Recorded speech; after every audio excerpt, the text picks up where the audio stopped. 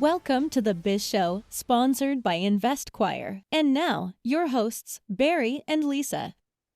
Hi Lisa, how you doing today? Hi, Barry. I'm doing great. How are you? I'm doing good. You got a big smile on your face. What's so funny? Such a beautiful day. I just get happy when the sun is shining and I get pictures of my grandson I on don't my have phone. I don't have that over here. I got smoke. It Oh, smells like I'm in the middle of a campfire. oh man, let's get some marshmallows, make some s'mores. Yeah, I was just hoping my house wasn't going to be a s'more. Are you, it's blowing the opposite direction from what I hear, but I feel bad for all the people that are losing their homes and properties. Not a good time. Yeah, we were fortunate that we were on the west side of this, and the ocean breezes pushed the fire inland. But Yeah. Lake Elsinore and that side, yeah, they've lost a lot of homes, and people are now homeless. So That's I so, really feel bad for them. yes, I agree with you. Oh my gosh, I'm so glad that you're safe, you and Tammy, and we'll just Yeah, say a prayer that they get the fire contained soon. yeah, it's getting. I think it's 8% contained, but we're getting there. They're getting there, You and know, we it's a can, long ways away from us now. the work that firefighters do, I admire them for their courage, and for their immediate response or impulse to respond. But it's sort of like a business decision for them too when they're dealing with fire and the wind and the changes of weather. They have to come up with some strategies, right? Oh, yeah, absolutely. The first few days, there were probably 15 helicopters and probably five jets just dropping retardant and water everywhere, trying to keep it away from us. And now we still have helicopters going by, but we figured out those are the helicopters going by doing perimeter checks and spotting to see if anything's flaring up. Yeah, like more preventative work before they actually get in and accomplish the task of containment. But with Yes. that being said, I mean, we're kind of diving into a new episode on series two about starting a business. And, how do we decide we want to be a firefighter? How do we decide we want to go into the medical profession, right? These are all things that maybe we dream up as a child, or maybe we are influenced later in life by a mentor. Maybe, who knows? Some kids, they want to grow up to be a cop, a firefighter, an astronaut, teacher, whatever, right? But the bottom Yes. line is, um, whatever you choose to be, or if you choose to be a business owner and you want to start a business, and this topic is the episode 2 of our business 101, the startup, and we're talking about brainstorming your business ideals. And this Right. is a really important one, right? Because this is going to define what your business is for the next 10, 15, 20 years. There might be some pivots along the way, but this is the core piece of what are you going to do? And really the success of it. That's Right. why I bring that up. If you were asked as a child, what do you want to do? It's like, I remember being asked that and I said, I don't know. I guess I want to fly. Can somebody teach me how to fly? But, to be like broad in that, like, what is the purpose of you doing your passion? Is it for money? Is it to help others? Really defining that and digging deeper into the what do you want to do and what do you want to be? Well, when I was a kid, money had nothing to do with it, right? There were two things I wanted to be. I wanted to be an architect, and I Oh, wanted to wow. be a pilot. And I Check became a one off your pilot. list. Yeah, Yeah. it took. Well, actually, I worked as a an associate at an architectural firm, and I did all the blueprints and Oh. drawings way back in the 70s. I was a teenager working for C&R Associates in Sacramento, Oh God, and I didn't know that I about you. I designed and did the blueprints of 70 different homes and several homes that I personally got to design because the main architect, he really liked my creativity and all that stuff. So he kind of let me go wild. Not know this And about you. yeah, it's a long time ago. I know you don't. You're still learning stuff, aren't you? Yes, this is great. I love it. If we ever go to Sacramento, I'll have to drive you by a couple homes that were my design that were built. Yes, I would love to see some of your designs. I mean, is that how you discovered that you didn't want to go into becoming an architect because you didn't really love it, or did you just No, pivot because of other no, reasons? I pivoted because architecture and pilot were my two things. I was doing the architectural piece and I was well on the way. I saw all the education I had to go for architect, and I was like, okay, well, I'm up for that. But for the summer, I went up to my uncle's, who lived in Astoria, Oregon, and he worked for the Coast Guard. And Yeah. he was a helicopter crew member on one of the helicopters there in the Coast Guard. And I got to go to the base and go on his helicopter and look inside it and stuff like that. And I'm like, I want to sit right there in that seat, which was the pilot seat. He's like, well, well, so I did, So eventually. yeah, you really connected with that thought at that moment, and then you did something about it, right? You made it It was happen. it was a complete pivot. And that's why I always tell people today, make sure you have plans for a pivot because things change. Yes. And circumstances happen, like sometimes football players professionally get injuries and then they can't continue their career. So be prepared for a pivot. Keep brainstorming some new ideas of things that you might want to do with your time and to create a reward, going forward in some other area. Some Yeah, of our business people are selling their businesses, and it's like, what are you going to do next? There's new opportunity. One door closes, another one may open. right. There's a saying, and I can't remember, and actually it's a book, and I have the book somewhere. I have to find out who the author is, that I've read a long time ago, but it still holds true today based off of this. Yeah. Um, and the book is called it's not the big that eat the small, it's the fast that eat the slow. Oh, wow. I love that because that And is so true. it is. Oh, Yes. here comes the helicopter. Yeah. Or are you going to be sitting on the sidelines or are you going to get in the game, right? Right, exactly. Don't miss the boat, as they say. So, anyways, brainstorming, right? So, this is what we want you guys to think about as you're starting your ideas for your business, right? Um, Sit down, grab a piece of paper, and just start doodling and work on some ideas that come to fruition. The thing is this, and we're going to give you a couple techniques here to work with. Businesses, and we've talked about this in the past, Lisa. If you're going to open up a hamburger joint, there's dime a dozen hamburger joints on every street corner, or gas stations, or taco places, or grocery stores, whatever. So you really need to figure out what's going to differentiate you from your competition and what's going to make you better than your competition. You need to focus there, right? Mhm. I call that your value proposition. What's going to distinguish you from others? What makes you Exactly. so unique, right? We always want to focus inward. What can we bring to the table? And then how can we market that and make it unique and be a standout in the competition? Well, like us with InvestQuire, right? InvestQuire, a business brokerage firm. We buy and sell businesses for customers, but we also do management and business and technology consulting. So we have the whole one-stop shop, if you will, for customers and new buyers who step in and they might be afraid or might not know what to do. We can actually guide and help them. We don't walk away like most other business brokers do. Right. Yeah, we continue the relationship. So I really like that slogan, one stop shop, because it really encompasses everything that we offer. And I think that is what our value proposition is that was distinguishes us from other business brokerages. So yeah, that's what we do. That's You our know, value.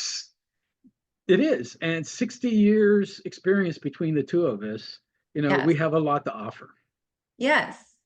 So, So we want you guys to take some time and self-reflect. Maybe you want to tie in one of your hobbies or skills. I know that my son's newfound hobby is golf. I mean, he's been at it now for about 3 years and he's progressively getting better, but I think ultimately he wants to do something with that down the road, like maybe teach golf lessons or compete, or who knows where that will take him. But yeah, focus in on some of your hobbies. Where do you find that, where that thing that excites you or makes you tick, and can you make a business out of it? right. Maybe he's going to become the next Jack Nicholson or something. I And, thought you were going to say Tiger Woods. well, either one, right? But it's a passion, right? My only cautionary tale would just be careful in your hobbies and in integrating it. I mean, I'm all for that. Just make Yeah. sure that you can distinguish your hobby from your business, right? Because what happens is people start their hobby, they like this, so they jump in, they create a business around it, and 10 years later, they're burned out. And now their hobby's burned out with them. Yeah. That's, and I'm going to use myself as an example, Lisa, right? My band back, 15 years ago, I got burned out in the sense that I was the one that owned all the band equipment and I did all the load in and the load outs. So as we performed, it was only a 4 hour performance, but for me, That all the it was a 12-hour day. I had to go pick the band equipment up, load it in, drive it wherever it was going to go, unload it, set it up, do set the it up. sound check. By then, I'm already 6, 7, 8 hours into this and I'm tired. But now, guess what? I got to perform. You were burnt out and nobody would ever know. You did great. But yeah, Well, that's something you're that thinking, I don't want to do this day in and day out, right? right, right. And I still love music, don't get me wrong, and I still want to play, although I did take a hiatus and a break for a while, well, 10 years really. Yeah, exactly. But just be cautious. That's all. Just make sure that you can balance those. I didn't. And just make sure that you could. And I'm talking from experience here, right? May be able to tie in music to a different profession. Like you may be able to use it in like editing a video, now that everything's going on live stream, YouTube and whatnot. So you can take your talents or hobbies and maybe tie them into your moneymaker career, your career that is really, your bread and butter. Yeah. So don't just dismiss them. I mean, we can always use our talents in different professions and industries. So the sky's the limit, I like to say. It is, and I'm doing it now, right? And the podcast here, and eventually we'll go into the video part of it. So there's going to be a lot to do there too. But you're right, absolutely right. Yeah, I mean, you And got some great intro music there. It gets people's energy going. woohoo! Well, That's that's the whole Barry jamming purpose. out on the guitar, no? Yeah. So, anyways, yeah, self-reflect, right? Just make sure that you're looking inward as much as you're looking outward. You're trying to solve a problem for the society at large, but also you got to make sure you're solving a problem for yourself. Yeah, You you know, want to be rewarded by the choice that you're doing every day. You wake up, you want to be yeah. motivated. Yeah, Take a look at Shark Tank, right? If you're thinking about stuff like it, start watching some old episodes of Shark Tank. Look at these people. Look at what they invented. Look at what they created. One that sticks to my mind is a fireman who figured out a quick release for the fire hydrants. mm, Um, and he made millions of dollars off of this thing yeah, because in the past they had to sit there and they had to spin the thing around 100 times and do all this stuff. And now he's got one and just snap it on and it does a quick lock in and you're good to go. So it yeah. went from 3 minutes to 3 seconds I of hooking love the hose in. stories too, how people come up with their ideas. Obviously Yeah, he's in that profession and he's like, this isn't really expedient type of work. So he came up with that. That's awesome. So yeah, yeah, and the lesson to be learned here is also watch the failures, right? So there's successes say and that. there's Fail failures. forward. Yeah. Exactly. That's Lisa, you just grabbed the words right out of my mouth. I Fail know, I could tell. forward. Don't But be afraid to try something because you'll well, learn listen, something else from trying it and we've you're said failing this forward, right? right. We've said this many times. Failure is a part of success. Yes, You're going definitely. to fail several times before you actually succeed. And that's okay. That's part of the process. This is true. So we're talking about self-reflection and then values. Yeah, Some I of mean, you you mentioned that the value piece of it, right? So again, looking inward, aligning things with what your values are, so on and so forth. These are all just things that understand your interests and your passions, right? yes. And then the I mean, last piece, yeah, go ahead. The gap analysis. yes, gap analysis. So where's the disconnect in society that needs your services or your product, right? And I'm specific in this because again, if you're creating a hamburger joint or a gas station, well, they're a dime a dozen.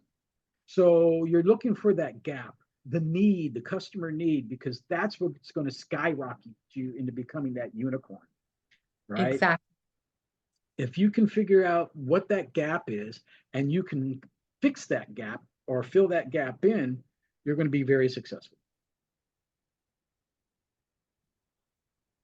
Yeah, I mean, I think people may be doing a career right now, but they could actually maybe tweak it and maybe define it further by figuring out how can I do it better and, identify that gap.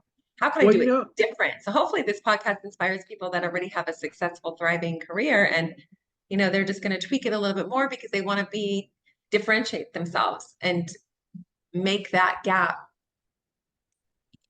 stand out, maybe align it with their values and have more self-reflection with their job. And how can I tweak what I'm doing and make myself even better? You mentioned, Best. right. You mentioned last episode and about going to work for a competitor, right? And seeing how they do it and then figuring out that gap analysis piece of it, right? To be able to fill that in that they're not doing and you can do it. Right, exactly. So those are things to look at. After you figured that out and you've got that whole piece together, now you figured out, okay, this is it. The next thing is the problem solving piece of it, right? And that's really to backward engineer it, right? So now you say, okay, this is the product. This is going to fill the gap need. Now you need to start working backwards to where you are today. So you start from the finished product. What are the steps? And start working backwards to now. And then you can flip it up backwards and there's your steps. And make it bulletproof, you mean? Make sure that you are designing the right finished product. Well, yeah. So okay, if you're doing a widget, right, and it's a gear with teeth on it, right? What's going to make that different from the others? And once you figure that piece out, now, I mean, look at Elon Musk, right? There's the electric car, right? He filled that gap and that need. So, there's still gears in there and everything else, but all of that stuff has to be copyrighted or patented and put those whole thing in place together. Yeah. So, Yeah. do you need those? If so, then, well, we already talked about that, but that's a 5 to 7 year process to get that. But, Right. And let's talk about another thing about mind mapping, right? And these are things you're going to learn. If you go into college somewhere, they're going to teach you these techniques, right? So mind map it, right? And what does the mind map it mean? Well, we're going to touch on some of this stuff, but the market research piece of it, right? The who's your target audience? Who are your competitors? And guess what? If you're looking for investors, they're going to ask you all those questions anyway. So you need to know them. Exactly. Know your answers. Next week's episode, we're going to dive deep, the whole episode, just into market research. So, we're just covering the piece of that today, but also from there, then what's the product? How are you going to develop that product, right? Are you going to develop that product in-house? Are you going to take that product and find somebody to do it here? Or are you going to ship it off to China or Mexico? Are they going to create that product for you? Those are all Basically, that things. will help you decide your pricing structure too. Yeah, and that's the key thing. I've had a lot of conversations with customers about pricing. Yes. Oh, this is what it's going to be. This, and this. I'm People like, want to price it because of what their expenses are, but are you really going to be able to sell it for that, right? right. So the price is only what is the demand is, right? So Yeah. I mean, just like in selling homes and businesses, you and I know where we set a strike price. This is a strike price. This is what it's going to be. We're going to sell it for $1 million, and we walk away with 700,000 because that's what the market's going to bear on it. Right. Right. Exactly. So, So know your market, come up with a very good marketing strategy. A lot of people are using social media for that and building a business off of that. yep. Have content, knowing what your pain points are, what message do you want to deliver that will coincide um, with your business. Yep. And SEO part of that too, Talked right? about SEO. Yeah. Yeah. So important. So create So dialogue with your customers to increase your SEO presence. yes, exactly. And maybe we at some point should have a whole episode just on SEO because it's Yeah. so different today than what it was 10 years ago, 5 years ago, even 2 years ago. You know, and there's a stranglehold on Constantly SEO. changing. Oh, Yeah. constantly. The stranglehold, from Google, everybody's Google, Google, Google. So I think Google that would be is, cool because it help people understand it and not have misconceptions about it. That's a great idea. yeah, I think we should. Google has a document, and oh my God, it's like 300 pages long, Lisa, Oh on my gosh. SEO. But Really? yeah, but it did. I haven't looked at today's, but SEO is so different today, and it's not exactly what it was 10 years ago anymore. So, yeah, so some of those It's companies that email you and say, "Oh, we want to increase your SEO." Well, are they using a former method and they're not with the current way of I doing it going to be more ex productive? Yeah. exactly. So be The careful. the yes, exactly. The best thing for SEO for a company is fresh content. Hmm. That's going to take you really far in the search engines and stuff like that if you have fresh content coming in your website. Ongoing maintenance of your sites, right? Yep. Yeah. So, So getting back to some techniques and stuff like that, right? If you were to go to college and learn business 101 and you're brainstorming, you're doing all this stuff, there's a thing and a technique called scamper, right? And that's SCAMPER. And it's an acronym. It stands for something. And we'll go through those briefly. But the bottom line I haven't is heard of this. you haven't. No, I haven't heard of this before, but it's a great solution to problems that come up, right? Yeah, problems or products, whatever the case might be. And basically, the first one is substitute, right? And how can you replace any of the materials in your product, right? You're using, yeah. Yeah, so and make it cheaper, right? So this is also part of a MVP, a minimum value product, right? So you're really trying to break it down. Right.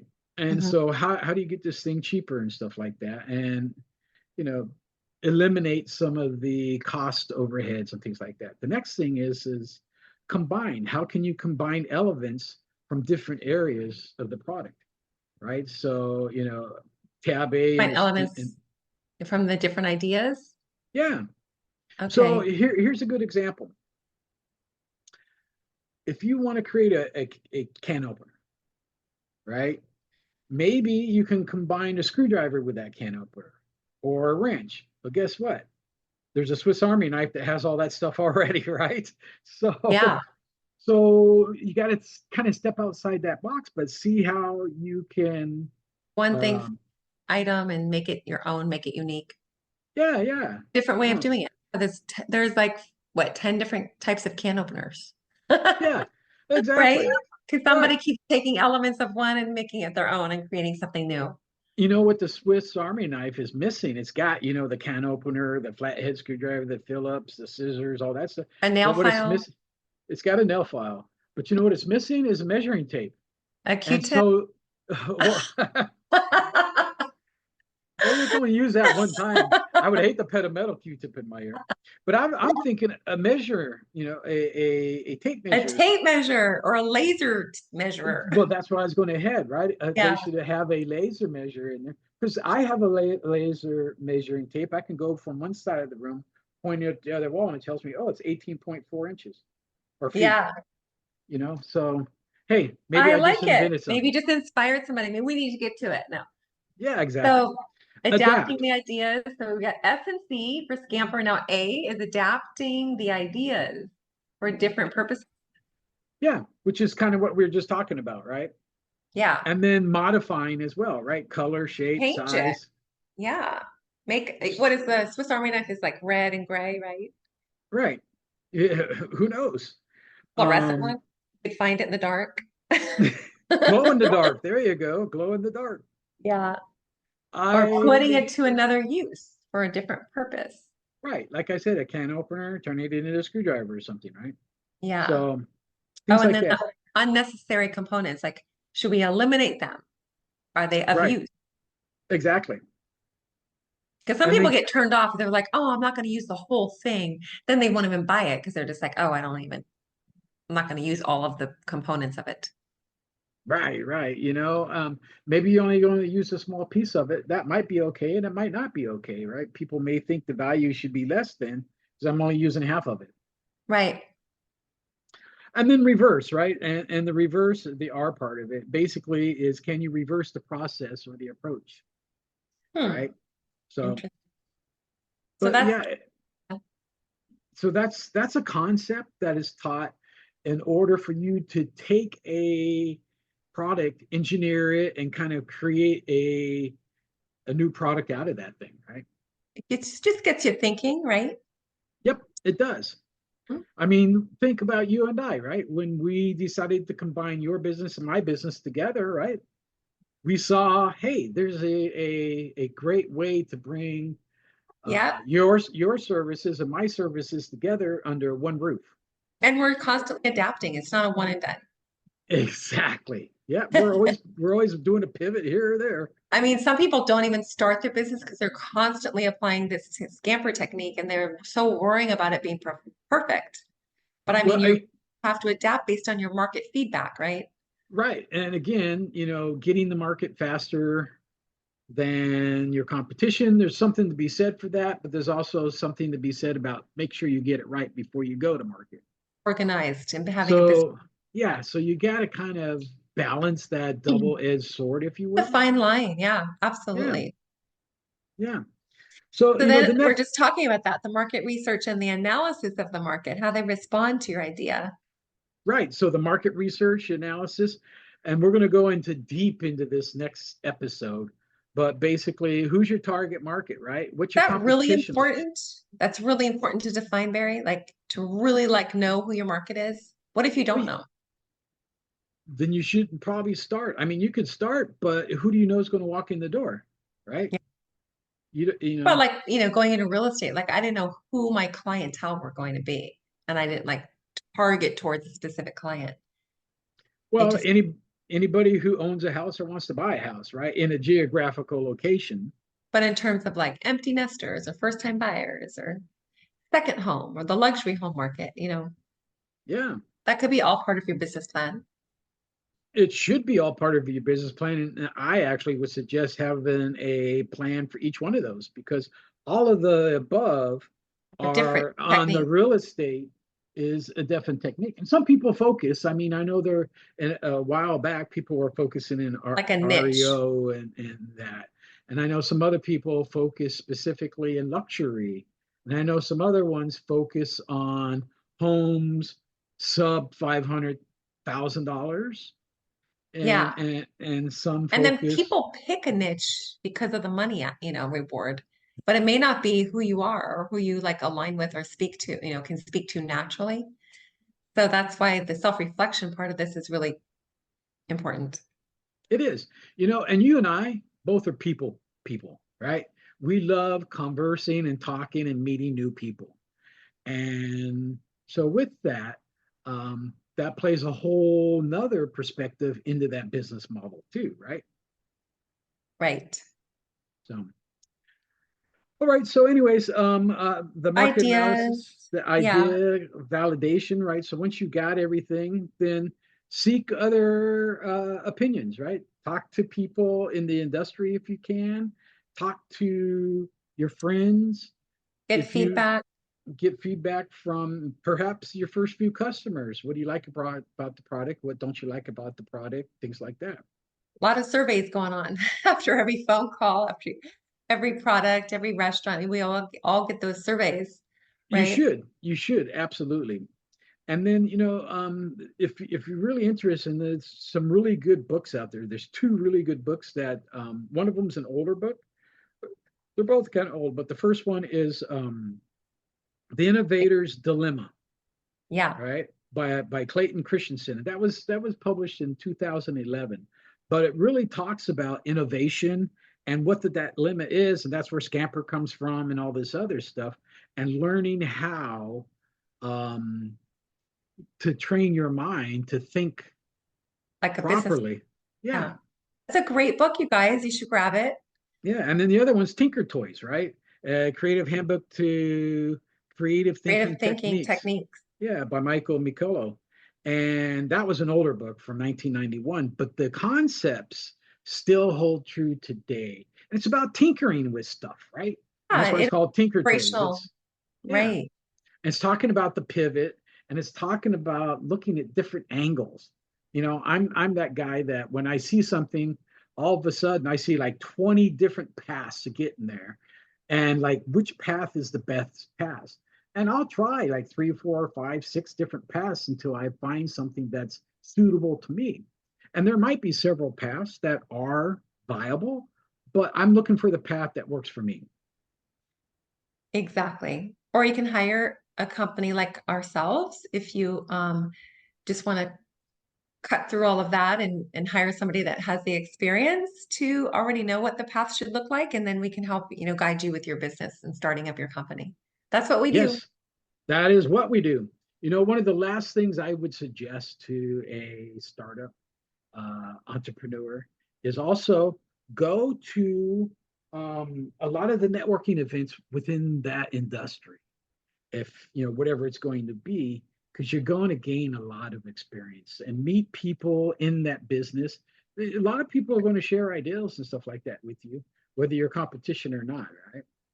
Yeah. Business expos and stuff like that. So you can garner a lot of information that you didn't have at the end of the day. Constantly learning from other business professionals, even in other industries. It's like so wonderful to have a network of people and, just be able to like sit over coffee or lunch and listen to them and learn from them. So definitely, branch out your network when you're involved in the startup of a company or while you're, in the throes of it.